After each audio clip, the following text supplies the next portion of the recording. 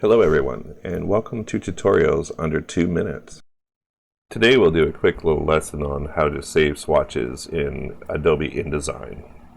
This is something that I had dealt with in the past, and I thought this would be a simple tutorial. This kind of caught me off guard the first few times until I had figured it out. It seems so simple and intuitive, but in fact it's easy to make a mistake. So say you've got your color palette, and so what you do is you come up here and you've been playing around in your color palette, you got it selected, you come up, you say collect, save swatches, and I'll put it in a test swatch 1, and save, yes. And so I've got a second document here. I come in and I'm like, oh, I don't like any of these colors, I want to restart with the past color palette. So as in my previous video,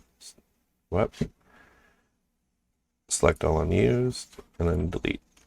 As in my previous video, you'll come up, select all unused, and then delete them. Now I'm going to come in and hit the hamburger, load swatches, select test swatch 1, open, and what happened? I've only pulled up one. Where's the rest?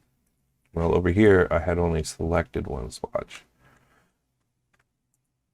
Come down, select all the swatches, save your swatch palette, test swatch 2, yes, I'll do that.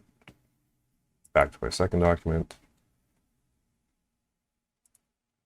load swatches, and here they all are.